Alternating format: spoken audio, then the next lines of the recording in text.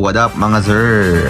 Sa inyong harapan ngayon, yang Sijun na John Wick. Version 3 po, yung non-MOSFET. So personally, ito po yung ina-advise ko na kunin yung John Wick kaysa sa version 4 na may MOSFET. Medyo maselan kasi yun. So ang makakaintindi lang sa akin yung mga naka-experience na sa MOSFET ng Sijun na stock MOSFET. So hindi ko na ipapaliwanag pa, baka sabihin sinisiraan ko yung MOSFET nila. So bali ang gagawin natin dito, lalagyan natin ng spring na M100, which is hindi ko ina-advise kahit metal gearbox. Mapilit lang yung may-ari, gustong manakit. What's up sa'yo Sir Adrian? Then lalagyan natin ng 13mm na riser. By tomorrow ko na siguro ito matotono. Pero papakita ko sa inyo kung ano yung kaibaan ng stock pa na FPS ng ganitong unit versus sa naka M100. Yun lang ang gagawin natin. Simpleng simple. Cheap upgrade ulit pero makakasakit ka na. So ngayon testing na natin kung ano yung FPS na stock nito. Pre, ang hirap isang kamay nito, ang bigat. So, nagkaroon ako ng ganitong unit before. Talagang tinantanan ko. Kasi sobrang bigat talaga. Grabe. Partita, hindi pa bakal yung niyan. Yung buffer tube niyan, ha. Pag binakal din yan, Diyos ko. Pero grabe yung detalye. Napakaganda nito. Gandang pan-display lang, eh. So, hindi ko na nilagay yung stock na flash hider. Tapos ito, magazine to ng year 16 ko. Hindi ko na rin ginuha kasi brand new pa eh. So, testing natin ngayon. Bali, wala pala tong wala tong prime. Oh, wala nangyayari. So, walang prime to. Kailangan mo munang i-dye fire.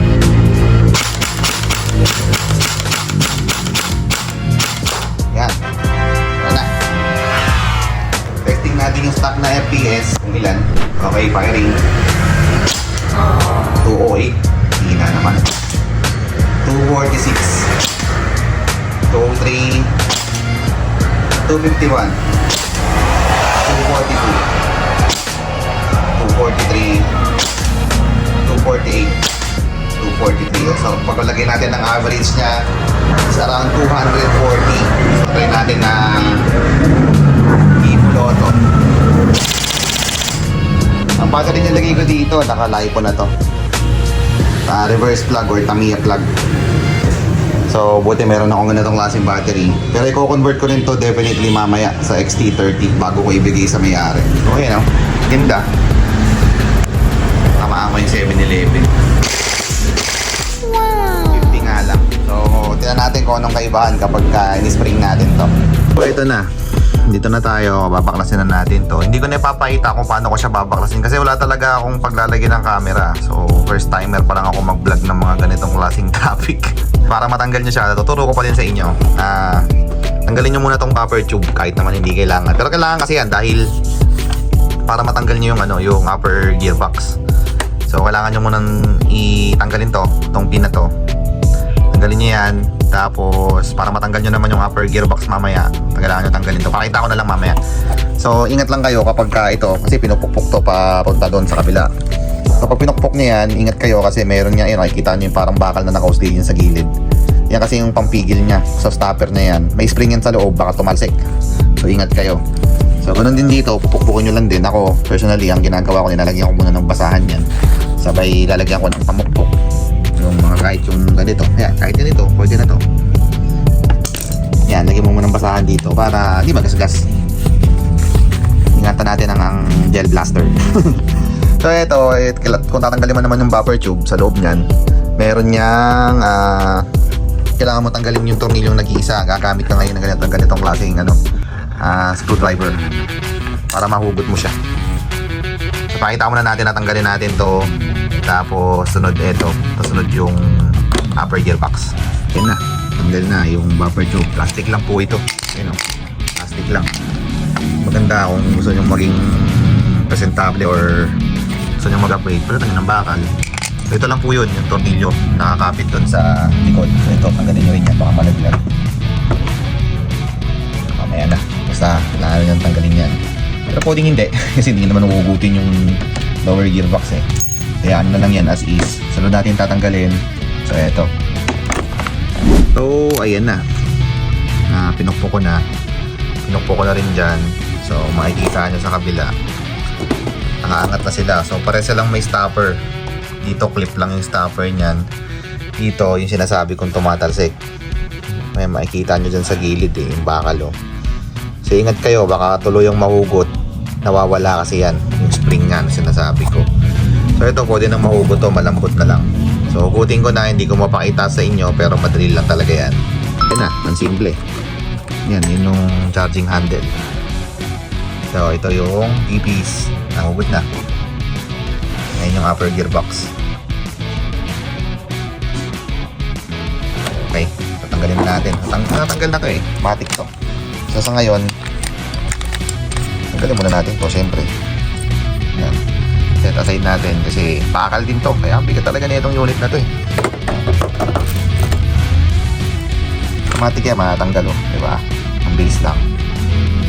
Yo. Ganda ng si John Ito, tinan mo yung air nozzle Pero hindi yan double o-ring. Naka-aluminum lang na air nozzle. Saka aluminum na cylinder head. Wow! Ganda, no? Perfect! Ito na rin sa inyo, ayan Ito si Sejun. Okay sana yung quality ng gearbox niya. Kaso, ayan sabi, laki ng kalot ng sector gear. Spare gear, ang laki din ng kalog. What more dun sa bevel gear.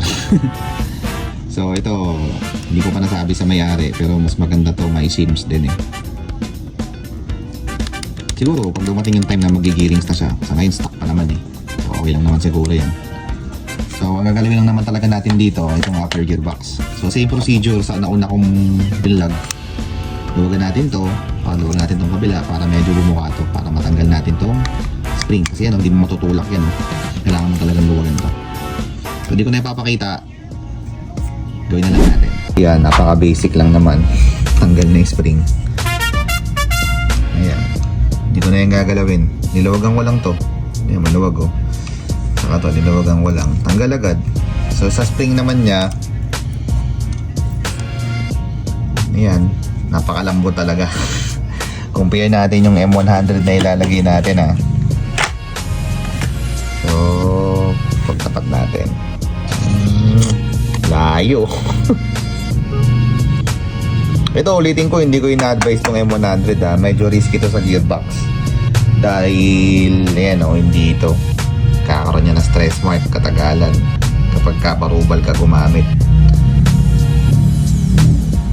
So, ngayon, kabit na muna natin yung spring na M100.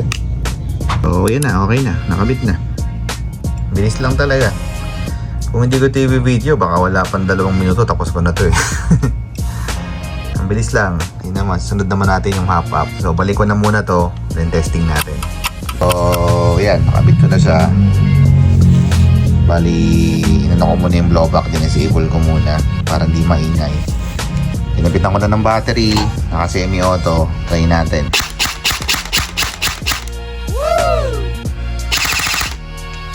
Ito nga kami. Wow! Ang laki ng binagal, kasi tawag dito. Matigas yung spring Pero masakit to. Grabe yung hangin,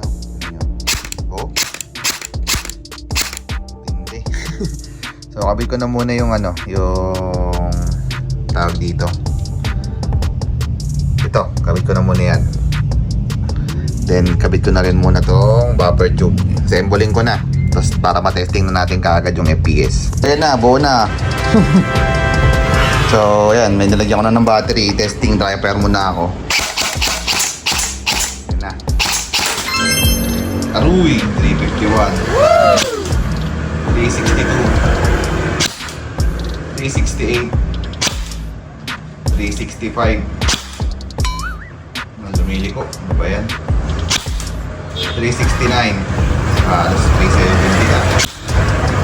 354. 375. 373. Sakit. Puloto. So, pagpalagay mo na lang, ang average nito is 370 FPS. So, From 250, dumagdag na mag-ilan? 120 FPS.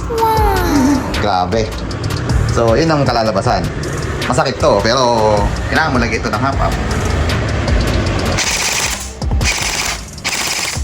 Sakit ng tanong. So, lagyan mo na natin ito ng half-up. So, ayan na. Buo na siya. Ito na yung pinakalaging itsura niya. Ayun o, ganda o. Saktong-sakto. So, kapag i-adjust na siya, dyan lang. Tapos dito. Ayan. Sa taas. Dyan lang. Ayos o. Ayos. Sunod naman natin gagawin dito. Siguro di ko na ipapakita. Convert ko na to ng XT30. Bago ko siya isara. Ayan. Nakita ko lang sa inyo kung gaano tayo kalinis gumawa. Iyabangin ako. So ayan, nakahinang na. So ayan, yung panghinang natin. So ito na yung stock na connector, which is yung reverse plug or Tamiya plug kung tawagin. So syempre ayan, gagamit tayo ng shrinkable tube para masara. So hindi ko na color coding kasi wala naman akong kulay pulang shrinkable tube. So yun lang. Mamaya testing ko to, pakita ko sa may-ari. Then yun na, susunod na vlog na lang ulit. Hanap ako ng topic na pwede natin gawin. So may mga kami nagre-request sa akin ng paano magkabit ng MOSFET. Try ko. Pagka dumating yung mga order kong barrel, lagyan natin ng MOSFET. So yun lang, maraming salamat.